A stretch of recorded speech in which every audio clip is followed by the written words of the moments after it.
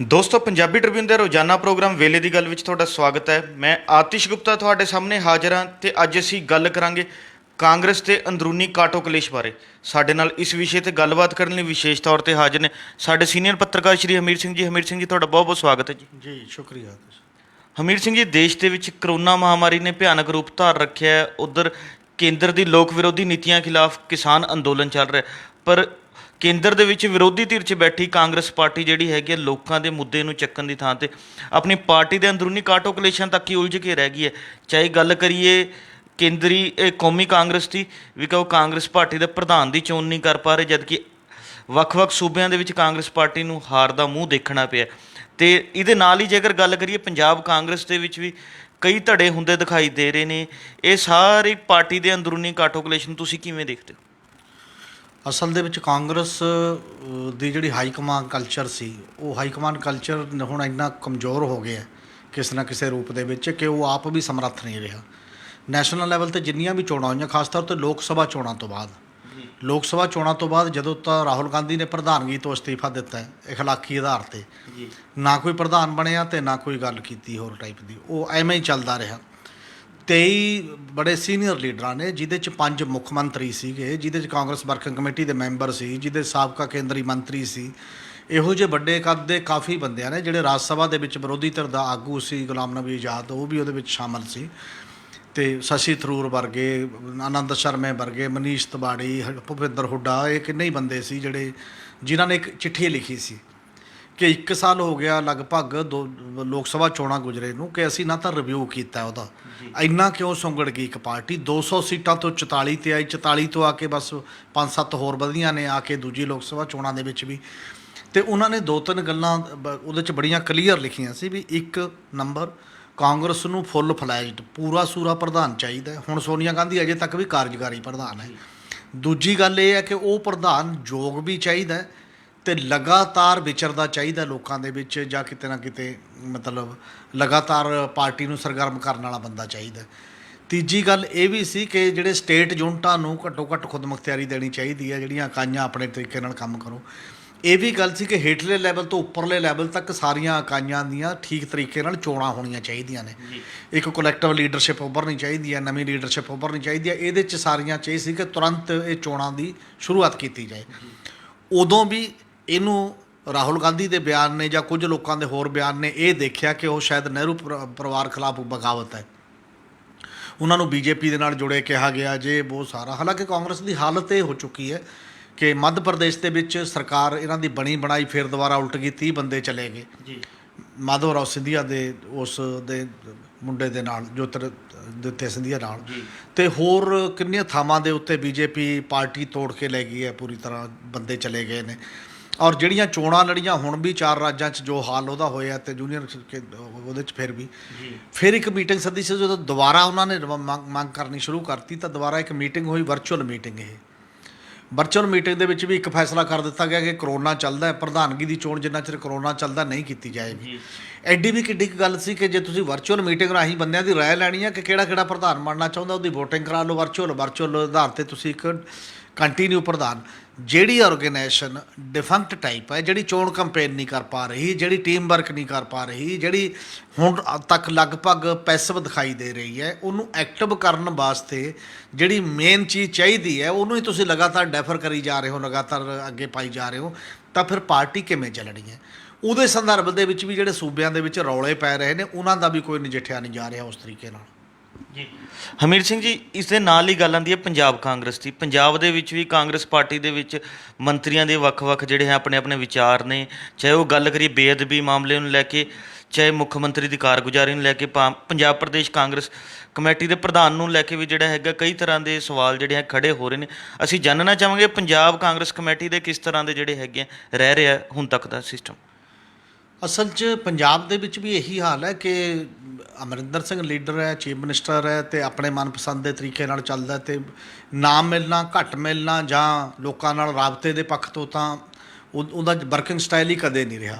ਪਹਿਲਾਂ ਵੀ chief minister ਸੀ, ਉਦੋਂ ਵੀ ਅਤੇ ਹੁਣ ਵੀ, ਇਹ 2 ਗੱਲਾਂ ਤਾਂ ਪਹਿਲਾਂ ਵੀ।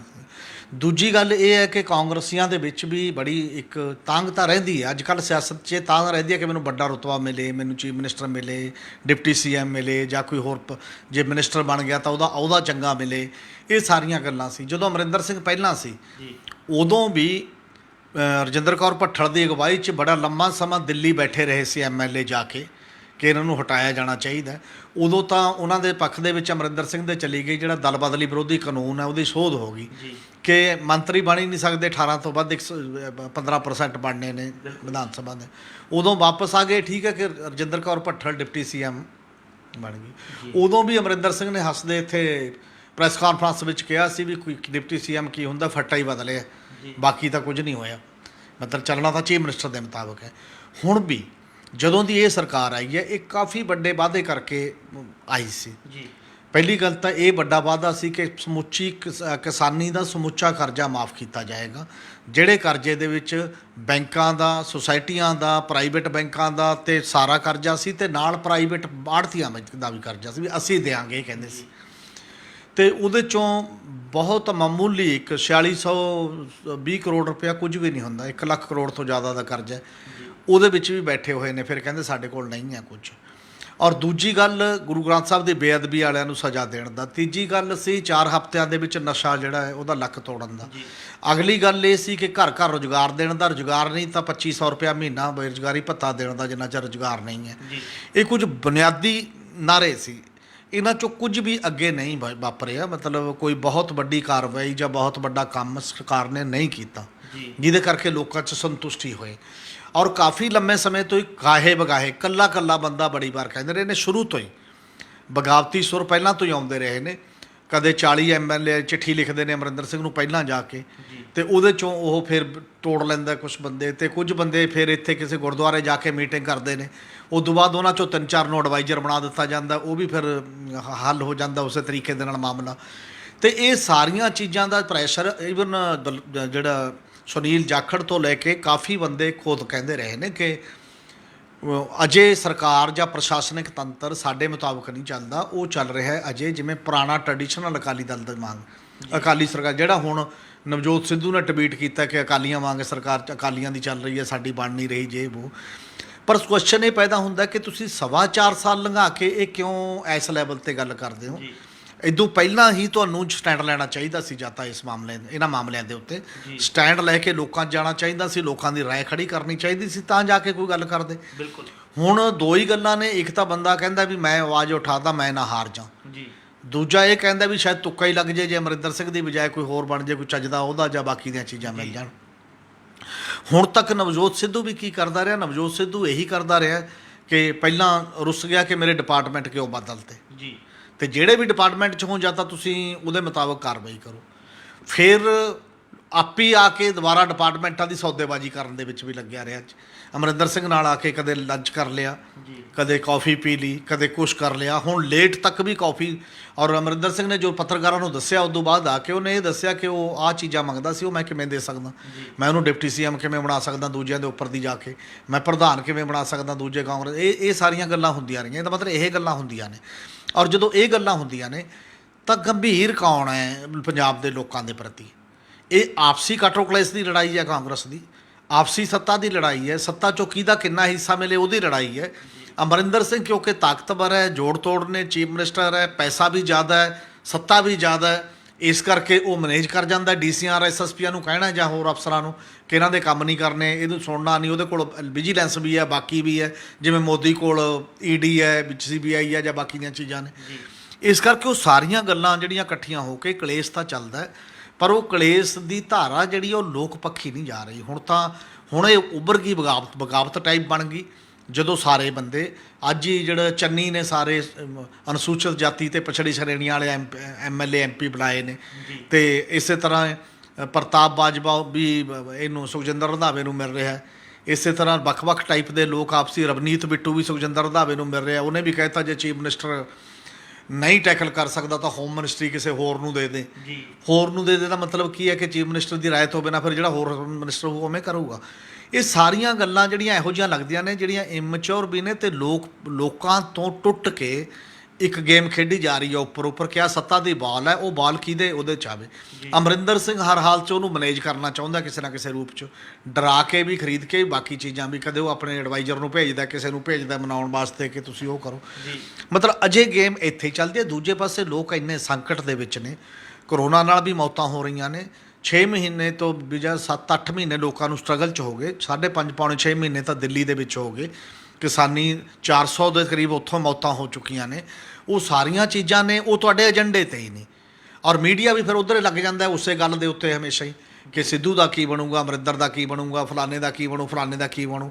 ਇਹਦਾ ਮਤਲਬ ਉਹ ਜਿਹੜਾ ਸਪੇਸ ਹੈ, ਜਿਹੜੀਆਂ ਗੱਲਾਂ ਮਤਲਬ ਟੀਵੀ ਚੈਨਲਾਂ 'ਤੇ ਕਰੋਨਾ ਬਾਰੇ ਹੋਣੀਆਂ ਨੇ ਜਾਂ ਕਿਸਾਨ ਅੰਦੋਲਨ ਬਾਰੇ ਹੋਣੀਆਂ ਨੇ, ਉਹਦੀ ਜਗ੍ਹਾ ਕੌਣ ਲੈ ਰਿਹਾ, ਜਾਂ ਅਖਬਾਰਾਂ ਦੇ ਵਿੱਚ ਜਿਹੜੀਆਂ ਖਬਰਾਂ ਛਪਣੀਆਂ ਨੇ ਉਹਦੀ ਜਗ੍ਹਾ ਲੈ ਰਿਹਾ ਕਿ ਇਹ ਕਲੇਸ਼ ਇਹਨਾਂ ਦਾ। ਜੀ ਤੁਸੀਂ ਅਸਲੀ ਮੁੱਦਿਆਂ ਤੋਂ ਧਿਆਨ ਹਟਾ ਕੇ ਦੂਜੇ ਪਾਸੇ ਲਿਜਾ ਰਹੇ ਹੋ ਆਪਣੀ ਪੋਲਿਟਿਕਸ ਦੇ ਲਈ।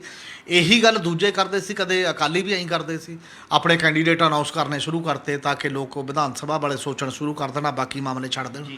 ਇਹੀ ਗੱਲਾਂ ਆਮ ਆਦਮੀ ਪਾਰਟੀ ਕਰਦੀ ਹੈ ਕਿ ਆਪਣੇ 'ਚ ਬੰਦੇ ਲੜਾਈ ਜਾਓ, ਇੱਧਰ ਉੱਧਰੋਂ ਕਰਕੇ ਉਹਦੀ ਖਬਰ ਬਣਾਉਂਦੀ ਜਾਓ। ਅਤੇ ਲੋਕਾਂ ਦੇ ਜਿਹੜੇ ਰੀਅਲ ਕੰਸਰਨ ਨੇ ਇਸ ਦੇ ਵਿੱਚ ਉਹ ਸਾਈਡਲਾਈਨ ਹੋ ਰਹੇ ਨੇ। ਜੀ ਹਰਮੀਤ ਸਿੰਘ ਜੀ, ਜਿਵੇਂ ਕਿ ਕਾਂਗਰਸ ਪਾਰਟੀ ਨੇ 2017 'ਚ ਚੋਣਾਂ 'ਚ ਵੱਡੇ ਵੱਡੇ ਦਾਅਵੇ ਕੀਤੇ ਸੀ, ਪਰ ਉਹਨਾਂ 'ਚ ਕਿੰਨੇ ਕੁ ਪੂਰੇ ਹੋਏ ਨੇ ਇਹ ਤਾਂ ਸਭ ਦੇ ਸਾਹਮਣੇ ਆ। ਅਤੇ ਅੱਜ 4.25 ਸਾਲ ਪਾਰਟੀ ਨੂੰ ਜਿਹੜਾ ਹੈ ਪਾਵਰ 'ਚ ਆਏ ਨੂੰ ਹੋ ਚੁੱਕੇ ਨੇ, ਅਤੇ ਕਾਂਗਰਸ ਦੇ ਮੰਤਰੀ ਹੁਣ ਜਿਹੜਾ ਹੈਗਾ ਬਗਾਵਤ ਦੀ ਗੱਲਾਂ ਕਰ ਰਹੇ ਨੇ ਜਾਂ ਪਾਰਟੀ ਦੀ ਕਾਰਗੁਜ਼ਾਰੀ ਨੂੰ ਲੈ ਕੇ ਸਵਾਲ ਖੜੇ ਕਰ ਰਹੇ ਨੇ। ਉਹ ਜਿਸ ਤਰ੍ਹਾਂ ਦੇ ਮੁੱਦੇ ਚੱਕ ਰਹੇ ਨੇ, ਕਿ ਉਹ ਵਾਕਈ ਤੁਹਾਨੂੰ ਲੱਗ ਰਿਹਾ ਵੀ ਕਿ ਲੋਕਾਂ ਦੇ ਹਿੱਤ 'ਚ ਚੱਕ ਰਹੇ ਨੇ, ਕਿ ਆਪਣੀ ਕੁਰਸੀ ਬਚਾਉਣ ਲਈ ਜਾਂ ਅੱਗੇ ਚੋਣਾਂ ਸਿਰਤੇ ਨੇ, ਆਪਣੀ ਸਿਆਸੀ ਜ਼ਮੀਨ ਜਿਹੜੀ ਆ ਹੁਣੀ ਤੋਂ ਤਿਆਰ ਕਰਨ ਦੀ ਕੋਸ਼ਿਸ਼ ਕਰ ਰਹੇ ਨੇ? ਅਸਲ ਦੇ ਵਿੱਚ ਤਾਂ ਚੋਣਾਂ ਦੇ ਮੂਡ 'ਚ ਨੇ ਹੁਣ ਪਾਰਟੀਆਂ ਤਾਂ ਇਹ, ਤੇ ਕੋਈ ਹੋਰ ਤਾਂ ਗੱਲ ਹੀ ਨਹੀਂ ਹੈ ਲੋਕਾਂ ਦੀ। ਚੋਣਾਂ ਦੇ ਮੂਡ 'ਚ ਇਸ ਕਰਕੇ ਆਖਰੀ ਸਮੇਂ ਵਧੀਆ ਵਧੀਆ ਲੋਕਾਂ ਨੂੰ ਦਿਖਾਇਆ ਜਾਏ ਕਿ ਅਸੀਂ ਤੁਹਾਡੇ ਫੇਵਰ ਦੇ ਵਿੱਚ ਹਾਂ, ਅਸੀਂ ਤੁਹਾਡੇ ਸਭ ਤੋਂ ਮਨਪਸੰਦ ਬੰਦੇ ਹਾਂ। ਔਰ ਉਹਦੇ ਵਾਸਤੇ ਵੀ ਕਿਸੇ ਕੋਲ ਬੁਨਿਆਦੀ ਤੌਰ 'ਤੇ ਕੁਝ ਨਹੀਂ ਹੈ ਲੋਕਾਂ ਦੇ। ਮੰਨ ਲਓ ਪੰਜਾਬ ਦੇ ਵਿੱਚ ਕੀ ਏਜੰਡਾ ਹੈ ਤੁਹਾਡੇ ਕੋਲ, ਇੱਥੇ ਕੋਈ ਚਰਚਾ ਚੱਲ ਰਹੀ ਹੈ? ਪੰਜਾਬ ਦਾ ਕਿਸਾਨ ਤੇ ਮਜ਼ਦੂਰ ਕਿਉਂ ਖੁਦਕੁਸ਼ੀਆਂ ਕਰ ਰਿਹਾ ਹੈ, ਅਤੇ ਖੁਦਕੁਸ਼ੀਆਂ ਦਾ ਤੁਹਾਡੇ ਕੋਲ ਜੇ ਹੁਣ ਤੱਕ ਇਲਾਜ ਨਹੀਂ ਸੀ, ਨਵਾਂ ਕੀ ਹੈ, ਤੁਸੀਂ ਕੀ ਲੈ ਕੇ ਆ ਰਹੇ ਹੋ? ਕਿਸਾਨ ਅੰਦੋਲਨ ਜਿਹੜਾ ਦਾ ਚੱਲ ਰਿਹਾ ਉਹਦੇ 'ਚ ਤੁਹਾਡੀ ਕੀ ਭੂਮਿਕਾ ਹੈ? ਨੈਸ਼ਨਲ ਲੈਵਲ 'ਤੇ ਤੁਹਾਡੀ ਪਾਰਟੀ ਦੀ ਅਤੇ ਲੋਕਲ ਲੈਵਲ 'ਤੇ ਤੁਹਾਡੀਆਂ ਪਾਰਟੀਆਂ ਕੀ ਕਰ ਰਹੀਆਂ ਨੇ? ਇਹਦੇ ਬਾਰੇ ਤੁਸੀਂ ਏਜੰਡਾ ਇੱਕ ਡਿਸਕਸ ਕਰ ਰਹੇ ਹੋ। ਦੇਸ਼ ਦੇ ਵਿੱਚ ਇਹ ਸਲੋਗਨ ਕਿਉਂ ਨਹੀਂ ਚਲਾ ਰਹੇ, ਇਹਦੇ 'ਤੇ ਪੂਰੀ ਸਿਆਸਤ ਝੋਕ ਕਿਉਂ ਨਹੀਂ ਦਿੰਦੇ ਕਿ ਕੇਂਦਰ ਸਰਕਾਰ ਮਜਬੂਰ ਹੋ ਜੇ ਇਸ ਗੱਲ ਨੂੰ ਹੱਲ ਕਰਨ ਦੇ ਬਾਰੇ? ਅਤੇ ਤੁਸੀਂ ਕਰੋਨਾ ਦੇ ਮਾਮਲੇ ਦੇ ਵਿੱਚ ਵੀ ਕੀ ਕਰ ਰਹੇ ਹੋ?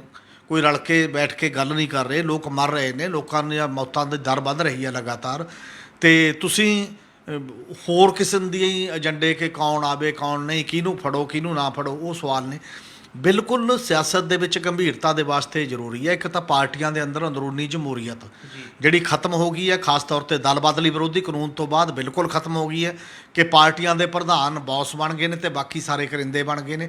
ਅੰਦਰ ਗੱਲ ਕਹਿਣ ਦਾ ਜਿਹੜਾ ਮੌਕਾ ਅੰਦਰੂਨੀ ਜਮਹੂਰੀਅਤ ਦਾ ਜਿਹੜਾ ਉਹ ਖਤਮ ਹੋ ਚੁੱਕਿਆ। ਇਹ ਬਹੁਤ ਜ਼ਰੂਰੀ ਹੈ ਅੰਦਰੂਨੀ ਜਮਹੂਰੀਅਤ।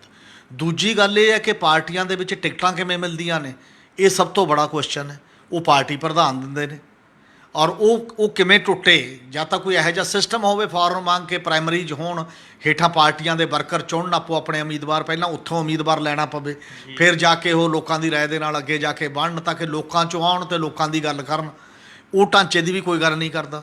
ਫਿਰ ਚੋਣਾਂ ਦੇ ਵਿੱਚ ਤਬਦੀਲੀ ਦੀ ਵੀ ਕੋਈ ਗੱਲ ਨਹੀਂ ਕਰਦਾ। ਜਿਹਦੇ ਕੋਲ ਅਮਨ ਮਿੱਤਾ ਪੈਸਾ ਹੋਏਗਾ ਉਹ ਚੋਣ ਲੜ ਲੂਗਾ, ਦੂਜਾ ਤਾਂ ਪੈਸੇ ਚੋਣ ਪ੍ਰਕਿਰਿਆ 'ਚੋਂ ਹੀ ਬਾਹਰ ਹੋ ਜਾਊਗਾ, ਕਿਉਂਕਿ ਗੇਮ ਦੇ ਰੂਲ ਤੁਸੀਂ ਇਹੋ ਜਿਹੇ ਬਣਾਏ ਹੋਏ ਨੇ ਜਿਹੜਾ ਇੱਕ ਅਲੀਟ ਵਰਗ ਖੇਡ ਸਕਦਾ, ਦੂਜਾ ਨਹੀਂ ਖੇਡ ਸਕਦਾ।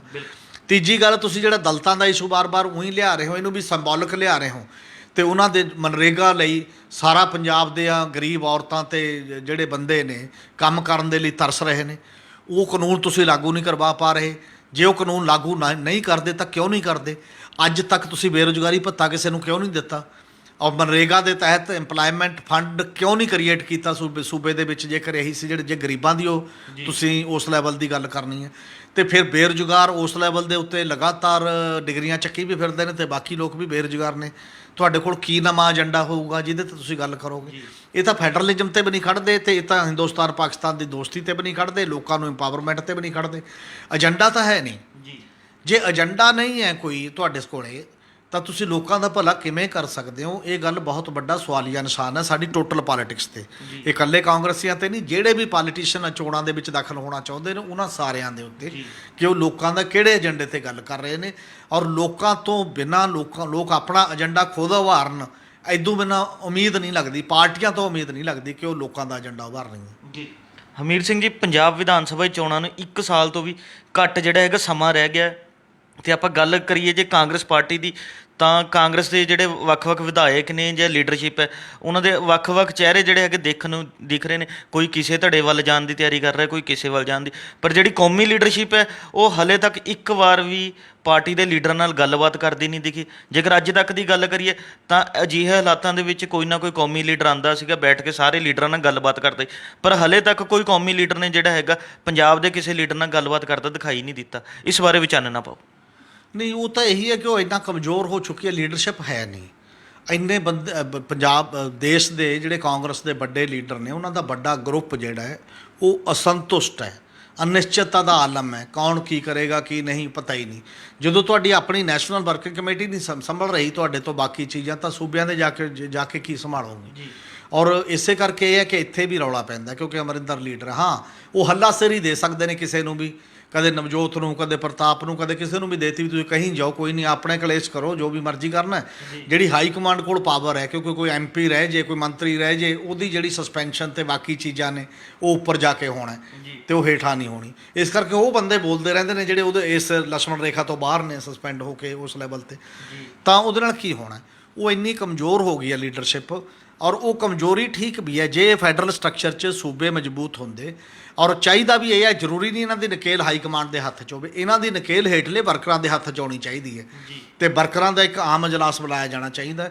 ਸਟੇਟ ਦੀ ਇਹਨਾਂ 'ਚੋਂ ਕੋਈ ਵੀ ਮੰਗੇ ਕਿਉਂ ਨਹੀਂ ਕਰਦਾ, ਜਿਹੜੇ ਸਾਰੇ ਬੰਦੇ ਨੇ, ਕਿ ਸਟੇਟ ਦੀ ਜਿਹੜੀ ਟੋਟਲ ਸਟੇਟ ਦੀ ਬਾਡੀ ਹੈ, ਸਟੇਟ ਐਗਜ਼ੈਕਟਿਵ ਦੇ ਮੈਂਬਰ ਨੇ, ਉਹਨਾਂ ਦਾ ਕੋਈ ਇਕੱਠ ਬਣਨਾ ਚਾਹੀਦਾ। ਪੂਰਾ ਸਾਲ, ਪੂਰਾ ਟਾਈਮ ਗੁਜ਼ਰ ਗਿਆ ਹੈ, ਅੱਜ ਤੱਕ ਕਾਂਗਰਸ ਪ੍ਰਧਾਨ ਤਾਂ ਉਹਨੇ ਨੋਮੀਨੇਟ ਕਰਦਾ, ਪਰ ਹੇਠਾਂ ਕਾਂਗਰਸ ਦੀ ਬਾਡੀ ਕਿੱਥੇ ਬਣੀ ਹੈ? ਕੋਈ ਜ਼ਿਲ੍ਹਾ ਪ੍ਰਧਾਨ, ਕੋਈ ਹੇਠਲੀ ਬਾਡੀ, ਕੋਈ ਹੇਠਲੇ ਪੱਧਰ ਤੇ ਕੋਈ ਬੰਦਿਆਂ ਨੂੰ ਹੋਰ ਚੋਣ, ਉਹ ਤਾਂ ਗੱਲ ਹੀ ਖਤਮ ਹੈ। ਇਸ ਲਈ ਸੰਗਠਨ ਖਤਮ ਹੋ ਚੁੱਕੇ ਨੇ। ਹੁਣ ਬੰਦੇ ਰਹਿ ਗਏ ਨੇ ਜਿਹੜੇ ਆਪਣੇ ਤਰੀਕੇ ਨਾਲ ਚੱਲਦੇ ਨੇ, ਉਹ ਸੰਗਠਨਾਂ ਨੂੰ ਹੱਕਦੇ ਨੇ। ਆਰਗੇਨਾਈਜੇਸ਼ਨ ਸਟਰਕਚਰ ਬਿਲਕੁਲ ਖਤਮ ਹੁੰਦਾ ਜਾ ਰਿਹਾ, ਆਰਗੇਨਾਈਜੇਸ਼ਨਾਂ ਦਾ, ਜਥੇਬੰਦੀਆਂ ਦਾ ਤੇ ਪਾਰਟੀਆਂ ਦਾ। ਔਰ ਜਿੰਨਾ ਚਿਰ ਉਹ ਢਾਂਚਾ ਨਹੀਂ ਬਣੇਗਾ, ਤੇ ਉਹ ਢਾਂਚਾ ਤਾਂ ਬਣੂਗਾ ਜੇ ਉਸ ਢਾਂਚੇ ਦੇ ਵਿੱਚ ਆਉਣ ਵਾਲੇ ਬੰਦਿਆਂ ਨੂੰ ਹੱਕ ਹੋਏਗਾ। ਜੇ ਉਹ ਲੀਡਰ ਜਿਹੜੇ ਨੂੰ ਚੁਣ ਸਕਦੇ ਨੇ, ਉਹਨਾਂ ਦੀ ਚੋਣ ਠੀਕ ਹੋਏਗੀ। ਤੇ ਜੇ ਉਹ ਤੰਗ ਕਰਦੇ ਨੇ ਲੀਡਰ, ਤਾਂ ਉਹਨਾਂ ਨੂੰ ਵਾਪਸ ਬੁਲਾਉਣ ਦਾ ਹੱਕ ਹੋਏਗਾ, ਉਹਨਾਂ ਨੂੰ ਹਟਾਉਣ ਦਾ ਹੱਕ ਵੀ ਉਹਨਾਂ ਵਰਕਰਾਂ ਨੂੰ ਹੋਏਗਾ। ਫਿਰ ਜਾ ਕੇ ਕਿਤੇ ਨਾ ਕਿਤੇ ਅੰਦਰੂਨੀ ਜਮਹੂਰੀਅਤ ਆਏਗੀ। ਤੇ ਹੁਣ ਤਾਂ ਇੱਕ ਮਤਲਬ ਕਰਿੰਦੇ ਤੇ ਬੌਸ ਦਾ ਜਿਹੜਾ ਰਿਸ਼ਤਾ ਹੁੰਦਾ, ਨੌਕਰ ਤੇ ਮਾਲਕ ਵਰਗਾ ਹੋ ਜਾਂਦਾ। ਤੇ ਚਾਪਲੂਸ ਸੱਭਿਆਚਾਰ ਉਹਦੇ 'ਚ ਪੈਦਾ ਹੁੰਦਾ ਕਿ ਅੱਧੇ ਚਾਪਲੂਸ ਬਣ ਜਾਂਦੇ ਨੇ। ਜਦ ਕਹਿੰਦੇ ਨੇ ਨੱਕੋਂ ਚੋ ਕੇ ਮੂੰਹ 'ਚ ਪੈਂਦੀ ਹੈ, ਤੇ ਉਦੋਂ ਹੀ ਕੋਈ ਬੋਲਦਾ, ਉਦੋਂ ਬਿਨਾਂ ਤਾਂ ਕੋਈ ਬੋਲਦਾ ਹੀ ਨਹੀਂ ਹੈ ਕਿਸੇ ਵੀ ਮਾਮਲੇ ਦੇ ਵਿੱਚ। ਇਸ ਲਈ ਸਮੁੱਚਾ ਸਿਆਸੀ ਕਲਚਰ ਬਦਲਣ ਵਾਲਾ ਹੈ, ਜਿਹੜਾ ਲੋਕਾਂ ਦੇ ਪ੍ਰਤੀ ਜਵਾਬਦੇਹ ਹੋਏ। ਲੋਕਾਂ ਤਾਂ ਉਦੋਂ ਬਾਅਦ ਦੀ ਗੱਲ ਹੈ, ਪਹਿਲਾਂ ਲੀਡਰ ਆਪਣੇ ਵਰਕਰਾਂ ਪ੍ਰਤੀ ਉਹ ਜਵਾਬਦੇਹ ਹੋਣ, ਉਹਨਾਂ ਦੇ ਪ੍ਰਤੀ ਜਵਾਬਦੇਹੀ ਆਉਣ ਤੋਂ ਬਾਅਦ ਲੋਕਾਂ ਪ੍ਰਤੀ ਹੋਏਗੀ। ਲੋਕਾਂ ਪ੍ਰਤੀ ਹੋਏਗੀ ਤਾਂ ਜਮਹੂਰੀਅਤ ਵਧੇ ਫੁੱਲੇਗੀ ਤੇ ਨਵੀਂ ਲੀਡਰਸ਼ਿਪ ਵੀ ਪੈਦਾ ਹੋਏਗੀ। ਇਹ ਬੁਨਿਆਦੀ ਕ੍ਰਾਈਸਿਸ ਹੈ ਸਾਡੀ ਪੋਲੀਟਿਕਸ ਦੇ ਵਿੱਚ ਜੀ। ਇਹ ਸਨ ਸਾਡੇ ਸੀਨੀਅਰ ਪੱਤਰਕਾਰ ਸ਼੍ਰੀ ਹਮੀਰ ਸਿੰਘ ਜੀ, ਜਿਨ੍ਹਾਂ ਨੇ ਆਪਣੇ ਵਡਮੁੱਲੇ ਵਿਚਾਰ ਸਾਡੇ ਨਾਲ ਸਾਂਝੇ ਕੀਤੇ। ਕੱਲ੍ਹ ਨੂੰ ਇਸੇ ਸਮੇਂ ਇੱਕ ਨਵੇਂ ਮੁੱਦੇ ਦੇ ਨਾਲ ਫਿਰ ਮਿਲਾਂਗੇ ਪ੍ਰੋਗਰਾਮ ਵੇਲੇ ਦੀ ਗੱਲ ਵਿੱਚ। ਧੰਨਵਾਦ।